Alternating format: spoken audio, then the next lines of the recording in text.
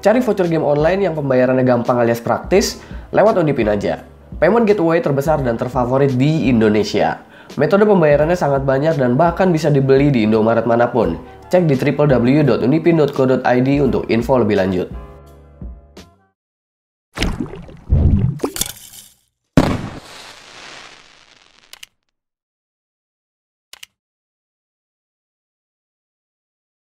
Banyak dari kalian udah menonton beragam review, terutama review komponen PC, baik di channel ini, channel lain, atau website lainnya.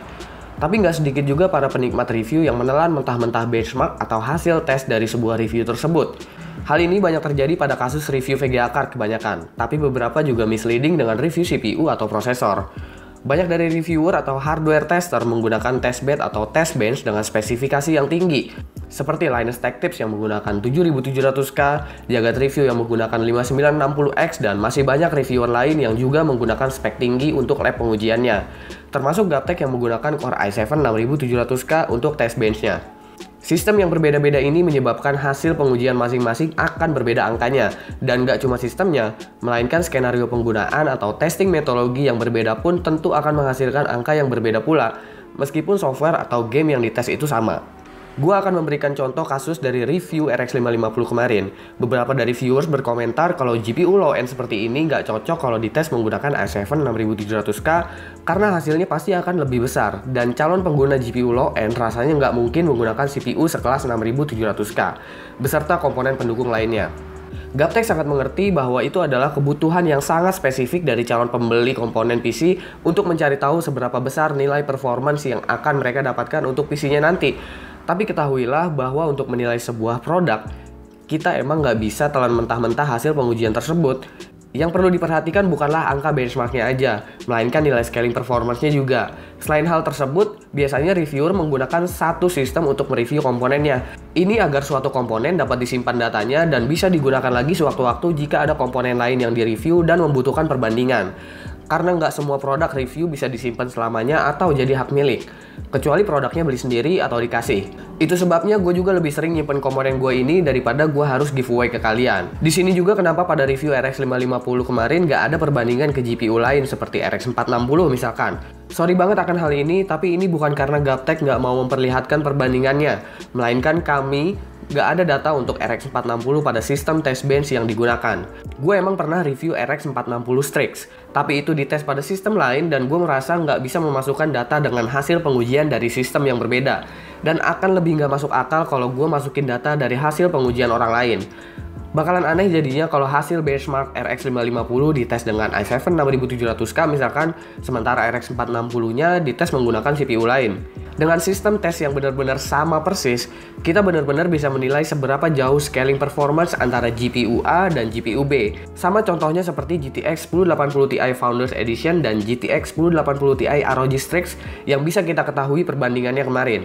Karena keduanya dites menggunakan sistem yang sama persis. Coba bayangin kalau salah satu dari kedua VGA card tersebut dites dengan sistem yang berbeda atau levelnya di bawah test bench gua. Pasti ngukur scaling performance-nya akan ngaco. Nah, disitulah reviewer bisa menyimpan data atau melihat scaling performance dari beberapa segmen level. Sehingga kita para reviewer tahu persis nantinya perbandingan antara komponen satu dan komponen lainnya. Itu yang akan Gaptek lakukan ke depan nanti. Karena sejauh ini Gaptek belum melakukan pendataan terutama VGA card dengan sistem yang benar-benar tetap, dan memerlukan banyak pengujian ulang untuk didata pada test bench yang digunakan. Hal ini tentunya nggak bisa dilakuin dengan waktu yang sebentar, dan beberapa produk nggak bisa kita tes terlalu lama juga karena selain ada video yang harus diproduksi, terkadang NDA yang diberikan vendor dalam meminjamkan produknya seringkali punya waktu yang sangat pendek. Untuk menyikapi review, kita emang nggak bisa mengharapkan kebutuhan yang terlalu spesifik untuk kita. Misalkan seperti nggak ada game yang kita mainkan dalam benchmark tersebut. Di beberapa review yang gue buat, biasanya gue akan masukin beberapa game dengan workload yang berbeda, seperti GTA 5 yang punya karakter CPU intensif, The Witcher 3 yang punya karakter GPU load yang kenceng, Sin Esport yang berkarakter heavy single threaded, dan lain sebagainya. Kalian perlu mengetahui karakter game yang kalian mainkan workloadnya seperti apa jika emang game yang kalian mainin nggak ada, dan bisa mengambil gambaran dari game lain yang karakter loadnya mirip-mirip.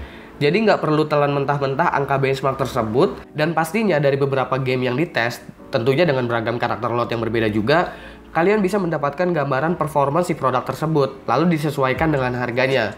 Nggak cuma benchmark aja nih, terkadang overclocking juga bisa jadi sebuah gambaran bagaimana produk tersebut dapat memberikan durability yang baik atau enggak, seberapa efisien power atau daya yang diberikan, juga temperatur terburuk pun biasanya akan muncul saat overclocking. Dan bahkan banyak dari penikmat review kurang peduli dengan penjelasan mengenai fitur teknologinya seperti apa.